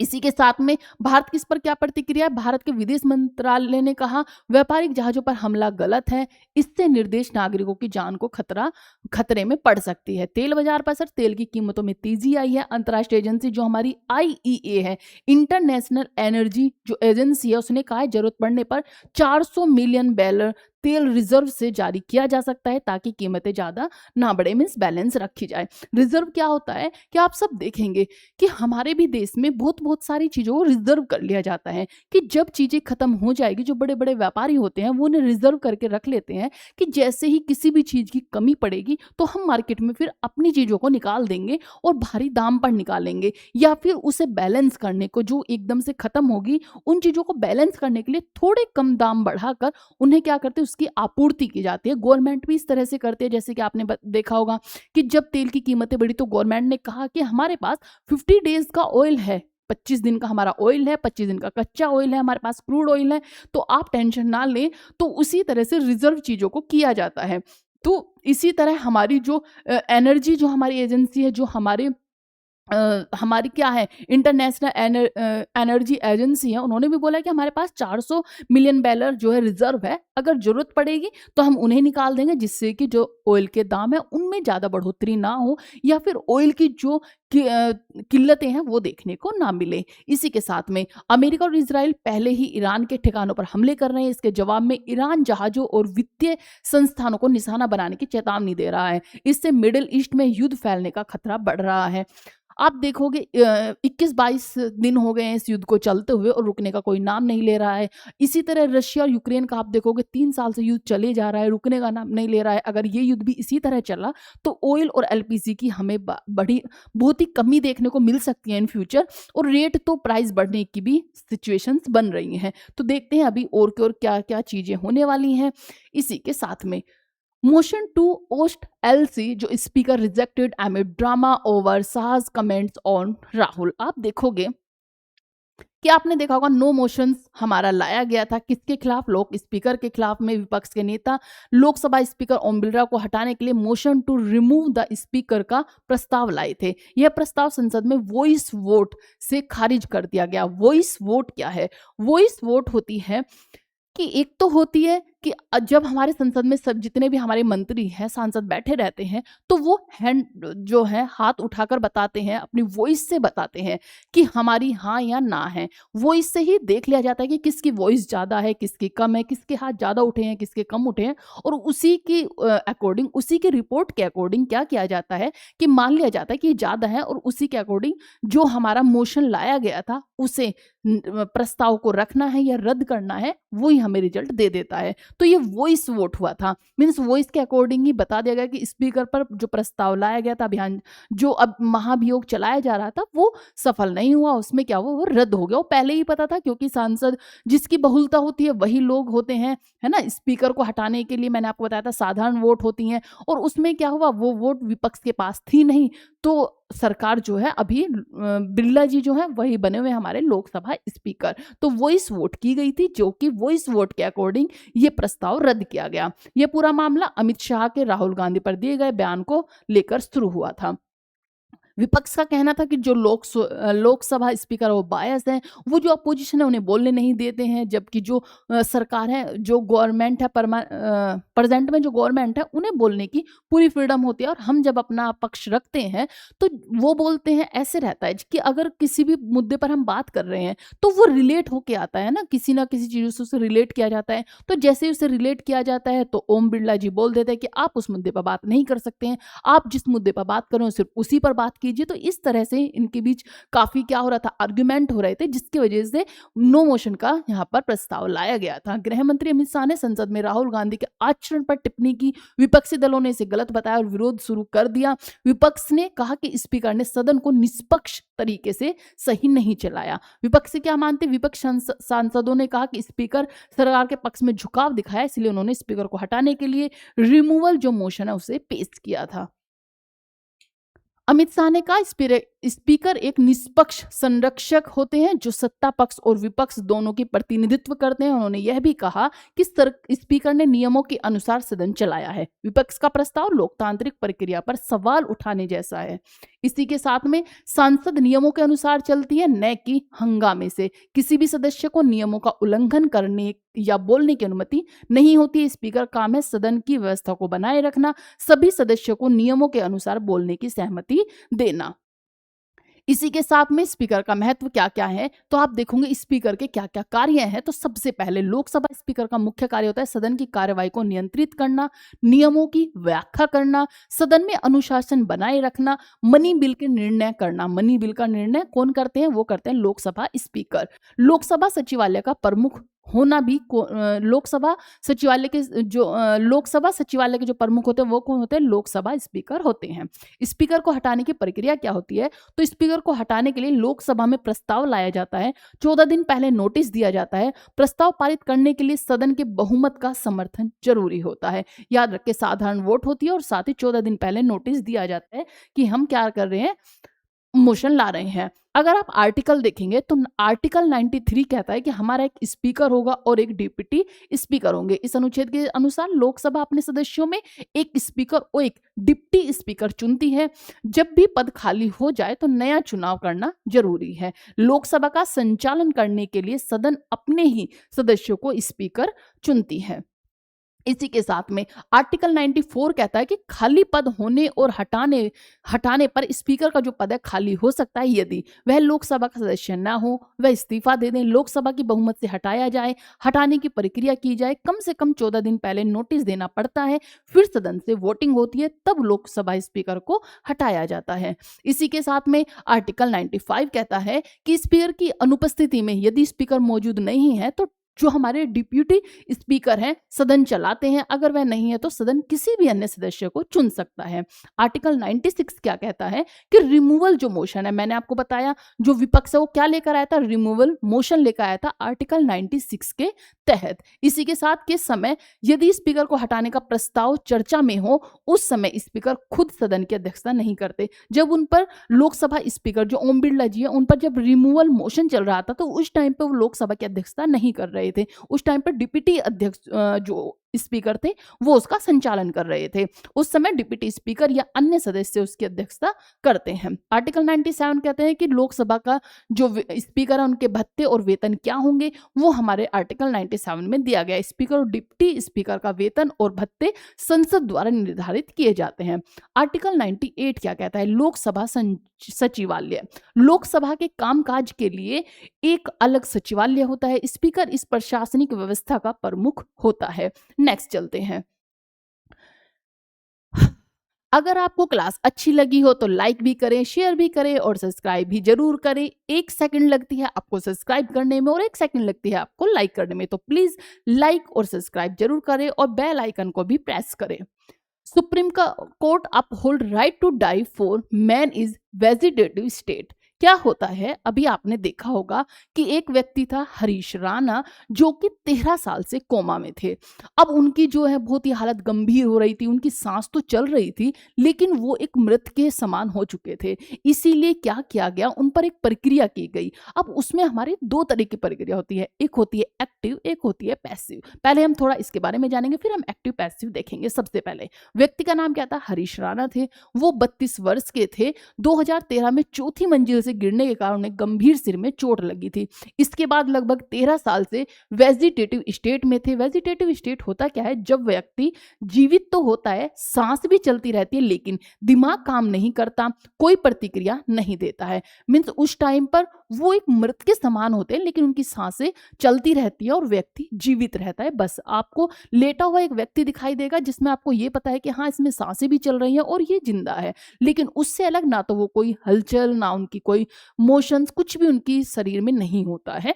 तो इस तरह से वो व्यक्ति होते हैं, वेजिटेटिव स्टेट होता है उस टाइम पे। सुप्रीम कोर्ट की जज ने, जो कि कौन, JB पार्डीवाला और जस्टिस KV विश्वनाथन ने कहा कि परिवार को अनुमति दी जाती है कि clinically assistant nutrition and hydration यानी कृत्रिम तरीकों से दी जा रहा है जो खाना पानी को बंद कर सकते हैं। इसी के साथ में अगर आप देखेंगे, इसका मतलब क्या है कि इस फैसले का मतलब है यदि कोई व्यक्ति लंबे समय से असाध्य अवस्था में है और ठीक होने की संभावना नहीं है तो अदालत ने अनुमति दी है कि लाइफ सपोर्ट सिस्टम जो वो हटा दिया जाए। इसे कहते हैं, क्या कहते हैं, पैसिव यूथेसिनिया, यूथेशनिया बोलते हैं। एक्टिव पैसिव में क्या डिफरेंस है? एक्टिव होता है जैसे अदर कंट्री में होता है कि अगर व्यक्ति की इतनी बुरी हालत हो गई है तो उन्हें क्या करते हैं, एक या तो जहर वाला इंजेक्शन दे दिया जाता है जिनसे वो मृत घोषित हो जाते हैं। लेकिन हमारे यहाँ पर एक ये रूल नहीं है क्योंकि हमारे फंडामेंटल राइट्स हमें देते हैं, लाइफ की जो हमारी जीवन जीने की जो हमारे राइट्स है वो देते हैं, तो इसीलिए हम ये सब चीजें नहीं कर सकते। तो इसमें क्या किया गया, सिर्फ सुप्रीम कोर्ट के निर्देश पर, उनके ही जो उनका निर्देश होगा उसके बाद ही हम उन पर जो हमारे पैसिव यूथेसिया है उसे यूज कर सकते हैं। पैसिव यूथेसिया क्या होता है कि जो उसका सपोर्ट सिस्टम होता है, जो उन्हें खाने पीने की चीजें दी जा रही हैं जिससे वो जीवित है, उन्हें उनसे ले लिया जाए, उन्हें वो ना दिया जाए जिससे कि उनकी मृत्यु हो जाए जब उन्हें वो चीजें नहीं मिलेगी। ये होता है हमारा पैसिव। तो आप याद रखेंगे पैसिव यूथेशिया क्या कहा होता है, एक्टिव यूथेशिया क्या होता है, ये काफी इंपॉर्टेंट और एग्जाम में भी पूछा जा सकता है। लाइफ सपोर्ट सिस्टम अगर हटा दिया जाए तो हमारा पैसिव यूथेशिया होता है। यूथेशिया क्या है? यूथेशिया का मीन्स है किसी असहनीय पीड़ा से राहत देने के लिए जीवन समाप्त करने की अनुमति देना। इसके दो प्रकार होते हैं, एक एक्टिव और एक पैसिव। एक्टिव होता है डॉक्टर दवा देकर जीवन समाप्त कर दे, भारत में गैर कानूनी है। पैसिव होता है लाइफ सपोर्ट सिस्टम हटा दिया जाए, भारत में कुछ परिस्थितियों में अनुमति दी जाती है, कुछ ही परिस्थितियों में दी जाती है। तो ये हमारे एक्टिव और पैसिव होते हैं यूथेनेसिया। सुप्रीम कोर्ट ने क्या कहा कि यह निर्णय हार मानना नहीं है बल्कि दया, करुणा और साहस का निर्णय है। मरीज को सम्मान और गरिमा के साथ देखभाल मिलनी चाहिए। इसी के साथ में एम्स को निर्देश दिए गए हैं कि हरीश राणा को एम्स दिल्ली में पैलिएटिव केयर सेंटर में शिफ्ट किया जाए। पैलिएटिव सेंटर क्या होता है? तो पैलिएटिव सेंटर होता है ऐसी चिकित्सा जिसमें दर्द कम किया जा सके, मरीज को आराम दिया जा सके, अंतिम समय में सम्मानजनक देखभाल दी जा सके। हमारे यूपीएससी में से पूछा जाता है आर्टिकल 21 जो कि राइट टू लाइफ है, इसका उल्लंघन होता है, इसलिए हम एक्टिव यूथेशिया को यूज नहीं करते हैं। राइट टू लाइफ में right to die with dignity भी शामिल है कि राइट टू जो हमारे डाई है विद डिग्निटी के साथ में, तो वो भी हमारा शामिल है। तो ये आप याद रखेंगे। अरुण शाहबाग जो केस था 2011 में, इसी उन्हें पैसिव यूथेशिया की अनुमति दी गई थी। कॉमन केस जो हमारे 2018 में लिविंग विल और पैसिव यूथेशिया को मान्यता दी गई है। सिर्फ ये जब ही किया जा सकता है, मैंने आपको बताया कि किस लिए, सिर्फ जब इस पर सुप्रीम कोर्ट निर्देश देगा तभी हम पैसिव यूथेशिया को यूज कर सकते हैं। नेक्स्ट न्यूज है हमारी, state feel the LPG cylinder pinch. आप सब जानते होंगे एलपीजी सिलेंडर की काफ़ी आपको मारामारी देखने को मिल रही है। लंबी-लंबी कतारें लगी हुई हैं, लोग कतारों में खड़े हुए हैं। अभी पीछे एक अ, लास्ट डे ही शायद एक न्यूज़ भी आई थी कि एक व्यक्ति को हार्ट अटैक आ गया, जिससे कि उनकी मृत्यु हो गई। वो एलपीजी गैस के वहाँ पर खड़े हुए थे, धूप में खड़े होकर वो लाइन में खड़े हुए थे काफ़ी टाइम से, जिससे कि उन्हें हार्ट अटैक का आ गया। ये सब चीज़ें देखी जा रही हैं। क्या हो रहा है, एलपीजी गैस की इतनी किल्लतें अभी इंडिया में नहीं हैं, लेकिन जैसे ही हमें ये पता चलता है एलपीजी गैस के दाम बढ़ने वाले हैं, तो हमारे यहाँ पर एकदम भगदड़ मच जाती है। जिनके पास प्रेज़ेंट में सिलेंडर हैं भी, वो भी 2-2 4-4 सिलेंडर भरवा कर घर में रखना शुरू कर देते हैं कि आगे इन फ्यूचर जब रेट बढ़ेगा तो हम उन्हें यूज़ कर लेंगे या फिर हमें प्रॉब्लम फेस ना करनी पड़े। ऐसे में क्या होता है, ऐसे में थोड़ी हमें भी समझदारी दिखानी चाहिए। हमें भी थोड़ा चीज़ों को बैलेंस करना चाहिए कि अगर हमारे पास है तो हम इतना स्टोर ना करें कि जिससे कि दूसरों को भी प्रॉब्लम हो। जबकि इंडिया एक ऐसा देश है जो हर एक सिचुएशन में अपने आप को झेल सकता है। एलपीजी के मामले में तो मैक्सिमम लोग, अगर आप देखेंगे इस टाइम पर कि गाँव में जो है, गाँव में लोगों ने सिलेंडर यूज़ करना बंद कर दिया है। उन्हें पहले ही पता है कि भाई सिलेंडर के रेट बढ़ेंगे तो हमें अब सिलेंडर नहीं यूज़ करना है। अब उन्होंने चूल्हा अपना स्टार्ट कर दिया है, जो पास्ट में उन्होंने छोड़ दिया था, काफ़ी टाइम से नहीं चला रहे थे। अब उन्होंने अपने चूल्हा और अपने उपले जो हैं, उन्हें रखना शुरू कर दिया है, जिससे कि एलपीजी गैस जो ग्रामीण इलाकों में है थोड़ा बैलेंस हो जाएगी, जिससे कि वो शहरीकरण जो हमारे शहरी शहरी जो राज्य हैं उनमें वो उपलब्ध हो पाएगी। इसी के साथ में अभी सिलेंडर उस थोड़ा ही रेट बढ़ा है और ऐसा भी नहीं है कि मिल नहीं रहे, मिल रहे हैं। बस जो हमारे होटल हुए, जो कि रेस्टोरेंट हुए, उनके लिए थोड़ी प्रॉब्लम्स है, क्योंकि उन्हें जो सिलेंडर मिल जाते थे, अब उन पर थोड़ा रोक लगा दी गई है कि उन्हें इस तरह से सिलेंडर नहीं मिलेंगे। बाकी आम जनता को सिलेंडर उसी तरह से मिल रहे हैं, तो इतना आपको पैनिक होने की बिल्कुल भी नीड नहीं है, बिल्कुल भी पैनिक होने की ज़रूरत नहीं है। आपको सिलेंडर एलपीजी गैस मिल ही रही है। अभी ऐसी प्रॉब्लम्स भी नहीं आई है कि भारत में एलपीजी गैस खत्म हो गई है। तो आप निश्चित रहें, ऐसा कुछ इतना बड़ा देखने को नहीं हो रहा है। जितनी आप भीड़ देख रहे हैं, वो बहुत ही ज़्यादा एक होता है ना कि इंसान पैनिक हो जाते हैं। अब जिनके पास पैसा है वो तो इकट्ठा कर करके रख लेंगे, लेकिन जिनके पास नहीं है वो क्या करेंगे? वो तो वही लेकर आएँगे, नहीं चलेगा तो वो क्या यूज़ करेंगे? या तो उपले यूज़ करेंगे, अगर शहरों में है तो कोयला यूज़ करेंगे। तो ये सब चीज़ें होंगी। अमेरिका, इज़राइल और ईरान के बीच चल रहे युद्ध के कारण वैश्विक ऊर्जा आपूर्ति पर असर पड़ा है। इससे भारत में एलपीजी सप्लाई चेन प्रभावित हो रही है। इस वजह से कई जगह पर गैस सिलेंडर मिलने में देरी, लंबी लाइनें, ब्लैक मार्केटिंग देखने को मिल रही है। सबसे बड़ा जो कारण है वो देखने को मिलेगा आपको ब्लैक मार्केटिंग। एलपीजी गैस की इतनी प्रॉब्लम नहीं है, लेकिन क्या कर रहे हैं, जो सिलेंडर हमारे आते हैं, सॉरी, जो सिलेंडर जहाँ से हमारे आते हैं, वो क्या बोल देते हैं कि आपने बुक कर दिया है, आपको 4-5 दिन बाद मिलेगा। अब क्या करेगा व्यक्ति, या तो 4-5 दिन वेट करे। अगर उससे 4-5 दिन वेट नहीं कर रहा है, तो वो क्या बोलेगा कि हम आपको एक्स्ट्रा पैसे दे देंगे, आप हमें अभी दे दीजिए। तो वो क्या करेगा, वो फटाफट उस व्यक्ति को दे देगा जो एक्स्ट्रा पैसे देंगे। तो क्या होगा, ब्लैक मार्केटिंग ज़्यादा चल जाती है। जैसे ही कोई भी प्रॉब्लम आती है ना, तो उसके लिए ब्लैक मार्केटिंग एक ऐसा हो जाता है कि चलो भाई पैसा फटाफट कमा लो, क्योंकि अब इसी से क्या होगा, लेगा तो है ही, क्योंकि इंसान के पास अगर किसी भी चीज़ की ज़रूरत है उसे, तो उसे लेना होगा, थोड़ा कम या ज़्यादा। लेकिन जिसके पास पैसा होगा वो तो, जहाँ वो 950 का सिलेंडर ले रहा है, वो क्या करेगा, 1100-1200 दे देगा और सिलेंडर को लेकर आ जाएगा। तो ये सब चीज़ें देखने को मिल रही है। तो ब्लैक मार्केटिंग की वजह से भी एलपीजी जो गैस है उसकी आपको जो किल्लतें देखने को मिल रही हैं, प्रॉब्लम्स फेस करनी पड़ रही है। लोगों को परेशानी हो रही है। कई शहरों में गैस एजेंसियों के बाहर लंबी कतारें लगी हुई हैं। लोगों को 5 दिन तक इंतजार करना पड़ रहा है। कुछ जगहों पर लोग ऑनलाइन सिलेंडर बुक नहीं कर पा रहे हैं। अगर ऑनलाइन हो रहे हैं, जैसे कि एक हमने सिलेंडर को बुक किया था 1 ऑफ मार्च को, और अभी तक वो सिलेंडर नहीं आया है ना? तो बोला जा रहा है कि जिसने 1 ऑफ मार्च को किया है उसका आ जाएगा, 7 ऑफ मार्च को किया है उसका कुछ दिन बाद आएगा। तो ये सब चीज़ें हो रही हैं। लेकिन अगर हमने बोल दिया कि हमने 7 ऑफ मार्च को बुक किया था, मिल 1 ऑफ मार्च वालों को रहा है, लेकिन हम एक्स्ट्रा पैसे दे देते हैं, आप हमें भी भिजवा दो, तो वो क्या करते हैं, वो ऐसे भिजवा दे रहे हैं। तो मीन्स यहाँ पर प्रॉब्लम क्या है कि जिनके पास पैसा नहीं है उन्हें प्रॉब्लम ज़्यादा फेस करनी पड़ रही है। ये सब चीज़ें, ये है ब्लैक मार्केटिंग, कि इसका ज़्यादा चीज़ें चल गई हैं। रिपोर्ट के अनुसार जो ज़्यादा राज्य हैं जिनमें देखने को मिल रहा है, पंजाब, बिहार, वेस्ट बंगाल, उत्तर प्रदेश और हिमाचल प्रदेशों में ज़्यादा गैस की जो किल्लतें हैं वो देखने को मिल रही हैं। Youth backed RSP win signals Nepals new political era.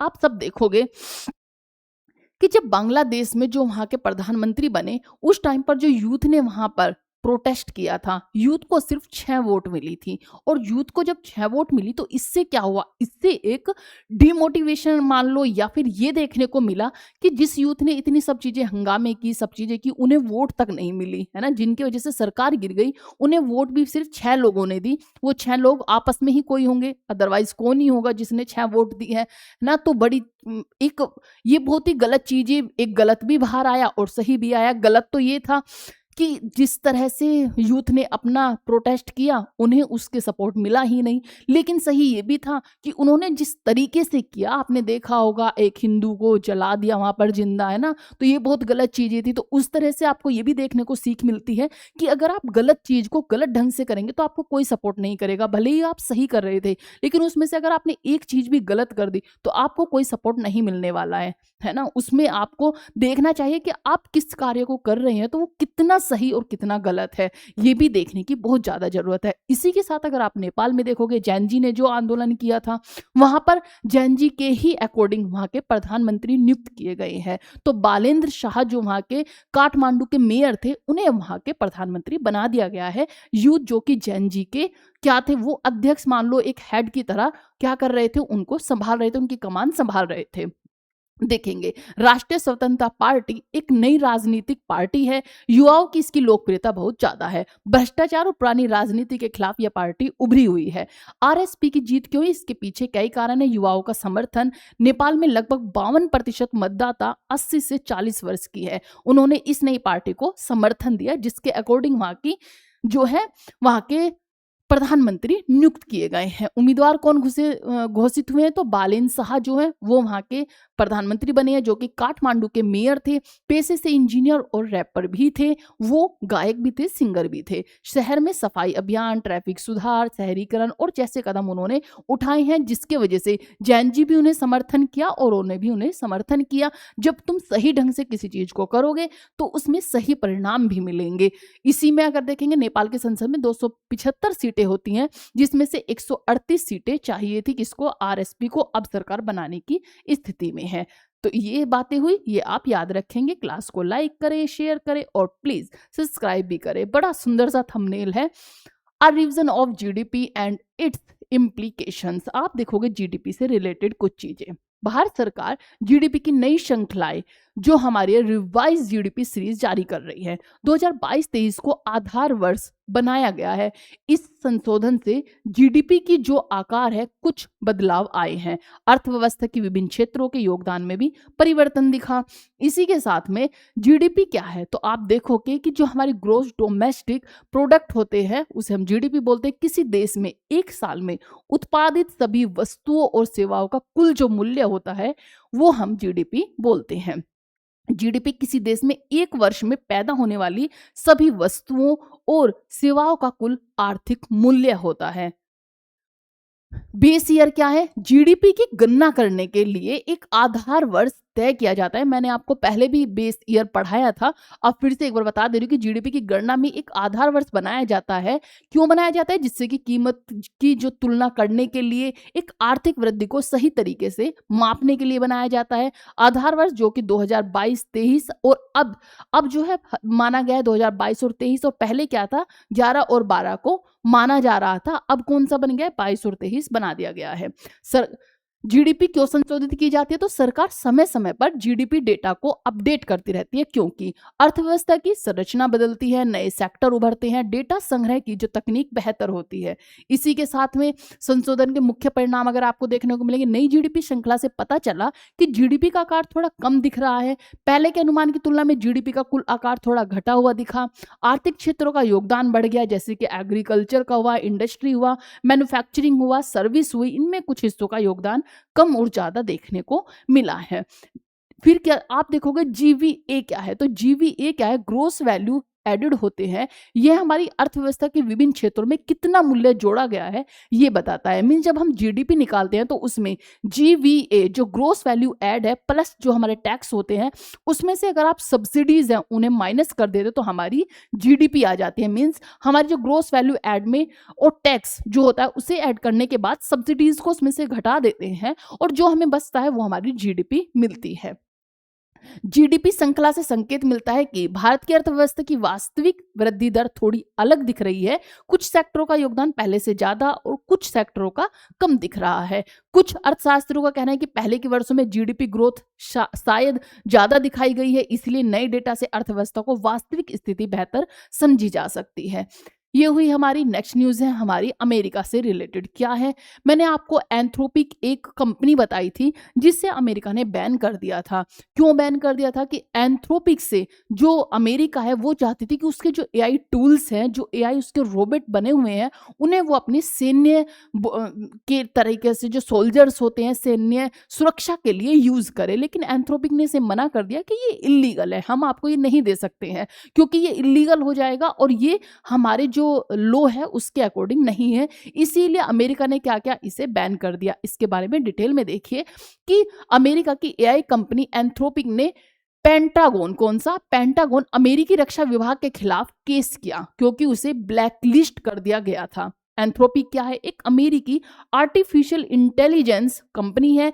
इसका प्रसिद्ध एआई मॉडल कौन सा है, क्लाउड एआई। कौन सा है, क्लाउड एआई इसका प्रसिद्ध एआई है, मॉडल है। यह कंपनी एआई सुरक्षा, एआई सेफ्टी और एडवांस एआई टेक्नोलॉजी पर कार्य करती है। इसी के साथ पेंटागन क्या है, United state department of defence, यह अमेरिका का रक्षा विभाग है।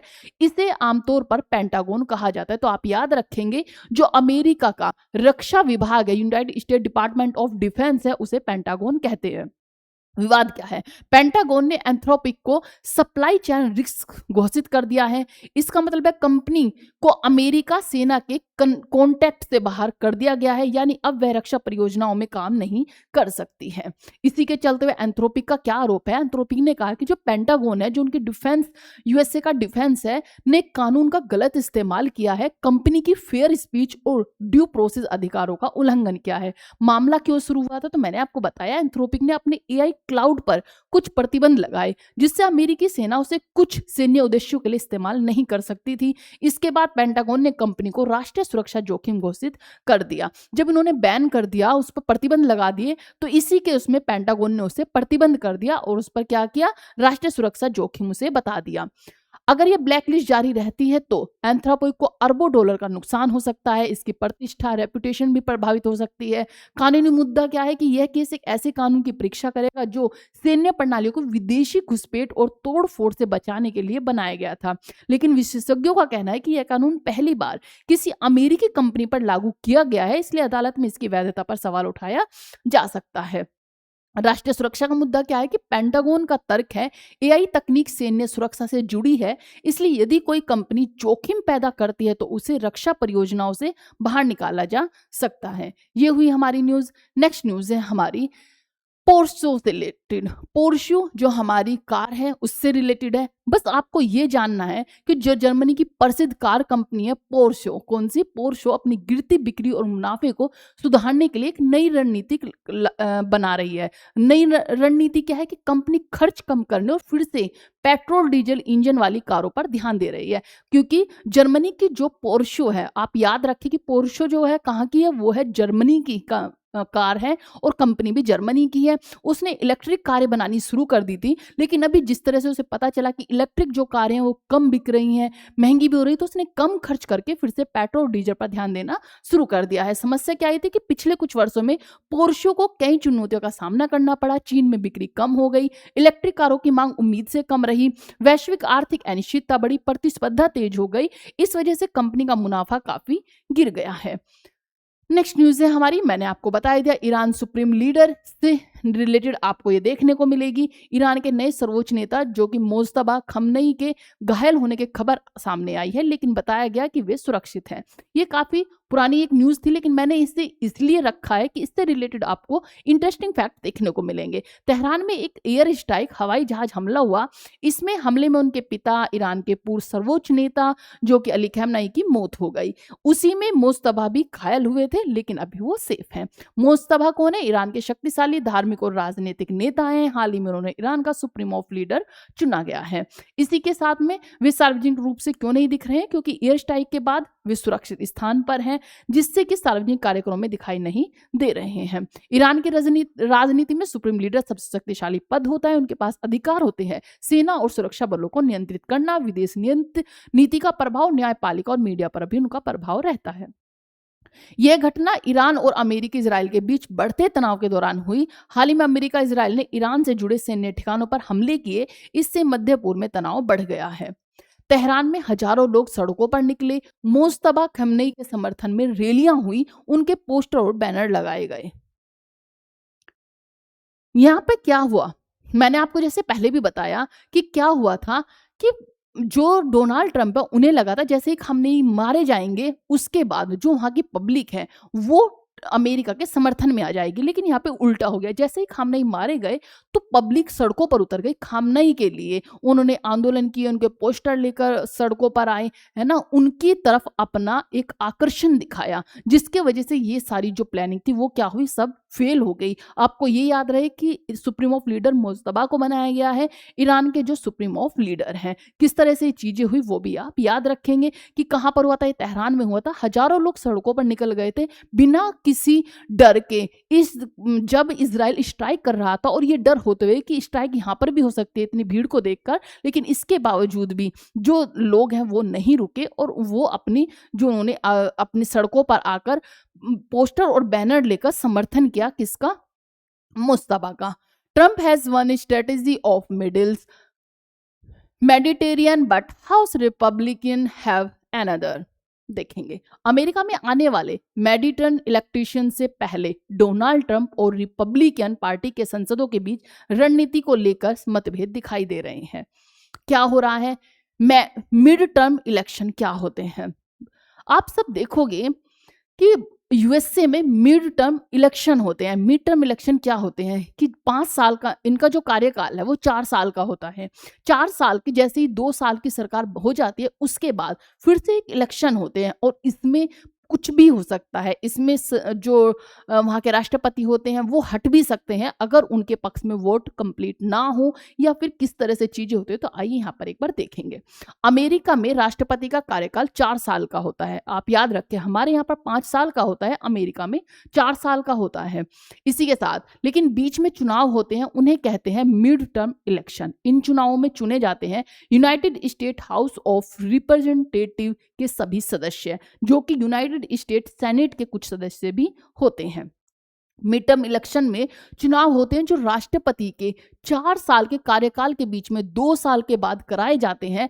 इस चुनाव में United state house of representative के सभी 435 सदस्य चुने जाते हैं। याद रखें कौन से 435 सदस्य चुने जाते हैं United state house of representative के। यूनाइटेड स्टेट ऑफ सीनेट जो होती है के लगभग 1/3 मीन्स 33 से 34 सदस्य चुने जाते हैं। ये चुनाव अमेरिकी संसद यानी यूनाइटेड स्टेट कांग्रेस की संरचना बदल सकती है। इसी के साथ मिड टर्म इलेक्शन क्यों कराए जाते हैं? राष्ट्रपति की शक्ति पर नियंत्रण रखने के लिए ये मिड टर्म इलेक्शन कराए जाते हैं, जिससे कि राष्ट्रपति तानाशाही ना दिखाए। उसे पता रहे कि 2 साल में फिर से इलेक्शन होना है, आपकी सरकार गिर भी सकती है। तो यहाँ पर ये चीजें की जाती है। अमेरिका में लोकतंत्र का एक बड़ा सिद्धांत है चेक एंड बैलेंस। चेक करो और बैलेंस करो। मिड टर्म चुनावों से जनता को मौका मिलता है कि अगर राष्ट्रपति की नीतियों से असंतुष्ट है तो संसद में उनकी पार्टी की ताकत कम कर दे, यानी राष्ट्रपति के कार्यकाल के बीच में ही जनता प्रतिक्रिया दे सकती है। ये होता है मिड टर्म।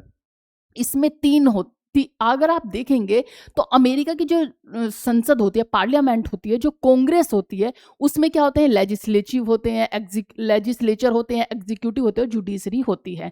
अगर आप देखेंगे तो जो लेजिस्लेचर होती है कानून बनाने वाली संस्था होती है, जिसमें अमेरिका की संसद को कहते हैं यूनाइटेड स्टेट कांग्रेस होती है। ये 2 सदनों से मिलकर बनती है।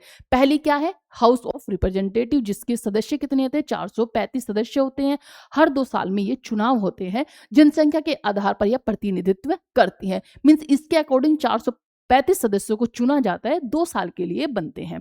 फिर सेकंड होती है सीनेट, जिसमें 100 सदस्य होते हैं और हर राज्य से 2 सदस्य चुने जाते हैं। मीन्स जो अमेरिका है उसमें 50 राज्य हैं, 50 राज्य से 2-2 सदस्य चुने जाते हैं, जहाँ पर 100 सदस्य बन जाते हैं। इनका कार्यकाल 6 साल का होता है।